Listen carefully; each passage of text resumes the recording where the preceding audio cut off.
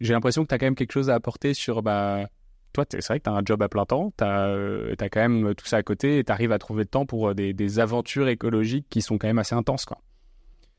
C'est quoi Donc, ton secret, en fait, là-dessus? on va pas se mentir, c'est énormément de temps et d'énergie de faire des aventures sportives exigeantes quand on a un travail à plein temps qui est aussi exigeant. Mais on peut aussi faire des aventures qui ne nous demandent pas énormément d'organisation. Mais là, pour le coup, la traversée des Pyrénées par la HRP, donc la Haute Route des Pyrénées, ça m'a pris quelques soirées de préparation en juin, juillet. Et puis après, j'ai posé tous mes congés payés d'un coup. Bon, j'ai un métier qui me permet de faire ça parce que notre activité est très faible au mois d'août. Donc du coup, tout le mois d'août, voilà, j'étais en congé. Et je suis partie du premier jour de mes congés jusqu'au dernier pratiquement. Donc voilà, donc mes vacances d'été, c'était juste l'aller en train et le retour à pied. Donc l'impact, ça doit surtout être sur le matériel et les repas. Donc vacances estivales à très faible impact. Je lance le défi de la personne qui a des vacances d'été. En 27 jours, plus faible impact écologique que moi. Ouais, donc c'est quand même par défi, en vrai. Mais il y a une part de défi dans une bonne partie de nos aventures, oui. Ouais.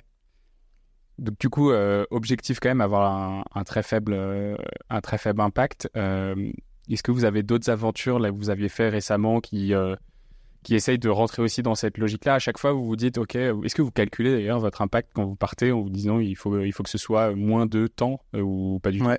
Alors, maintenant, depuis peu, on calcule l'impact avec Lowtrip. C'est un logiciel, enfin un site où en fait on peut calculer les voyages, enfin l'impact du voyage, mais en intermodal et interpays. Donc c'est assez pratique et pour l'instant c'est les seuls à le faire et c'est gratuit. Donc franchement j'invite un maximum de monde à le faire parce que c'est hyper facile en 3 clics. C'est comme Google Maps mais sauf que tu as l'impact avec. Donc ça c'est vraiment cool et on le fait de plus en plus du coup et on se donne pas d'objectif de carbone mais en fait on va dire qu'on s'est habitué à désirer quelque chose d'écologique, un voyage écologique. C'est-à-dire qu'on n'a plus tellement envie de prendre l'avion. C'est pas une frustration, mais au contraire, on se donne des défis. On a envie de partir à l'aventure de façon écologique, mais c'est une envie de base. Donc en fait, ça devient plus une contrainte. Donc on le calcule juste pour pouvoir en parler. Mais sinon, nous, quand on a l'idée, en fait, maintenant, on a envie de partir de façon écologique. Est-ce que vous avez réussi à conscientiser le pourquoi est-ce que maintenant vous avez plus envie du voyage traditionnel entre guillemets et pourquoi est-ce que vous arrivez à avoir envie d'un voyage écologique? Est-ce que c'est l'écologie qui vous donne envie ou est-ce que c'est le type du voyage que vous promouvez grâce à l'écologie qui est enviable? Je sais pas si c'est très compréhensible, mais je comprends. Qu'est-ce qui fait que vous avez réussi à vous dire en fait c'est ça qu'on a envie de faire? Je pense qu'il y a plein de raisons. Alors c'est pas forcément par rejet de l'avion, enfin, d'un point de vue juste envie. Hein. Je parle pas du carbone où là pour le coup on n'aurait plus envie de prendre l'avion. Mais d'un point de vue envie, c'est pas forcément par rejet de l'avion, mais c'est le fait de reprendre conscience du voyage et donc de se dire que en fait à quoi bon aller à l'autre bout du monde pour 2 semaines?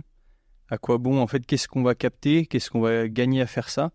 Et en fait, si on sort un peu du conditionnement qu'on a et donc des réseaux sociaux, de l'entourage et tout ça, est-ce que la valeur, en gros, il faut chercher la valeur d'un point de vue individuel.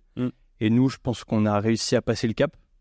Par exemple, on ne mange plus de viande non plus, enfin, ou un minimum de viande. Et ça, pour le coup, c'est encore un peu une frustration pour nous. Mais on arrive, du coup, c'est plus une barrière, c'est une contrainte. Ouais. Le voyage, on a réussi à passer le cap en trouvant des nouveaux moyens de voyager qui sont écologiques et qui, en fait, nous apportent tout autant de satisfaction que les versions de nos parents de prendre l'avion et de voyager peu de temps à l'autre bout du monde. Et donc, en fait, on a trouvé du plaisir ailleurs, en fait. C'est sûr. Ouais. Est-ce que tu penses qu'il y a une part quand même de...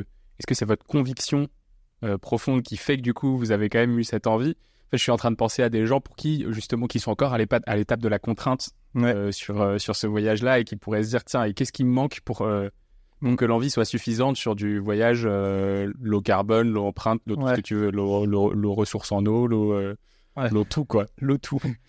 Et ben, je sais pas si on a le même ressenti là-dessus, mais moi, du coup,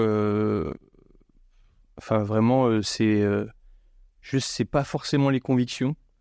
Les convictions, je pense que forcément, ça a bloqué quelques voyages que je n'ai pas fait par conviction, mais tous les voyages que j'ai faits, c'est pas par conviction, c'est juste par envie. Et en fait, forcément, j'ai de la famille en Espagne. Avant, je prenais l'avion pour aller les voir. Je prends plus l'avion pour aller les voir. Du coup, quand je vais les voir, c'est forcément beaucoup plus long. Ça, il y a une part de contrainte.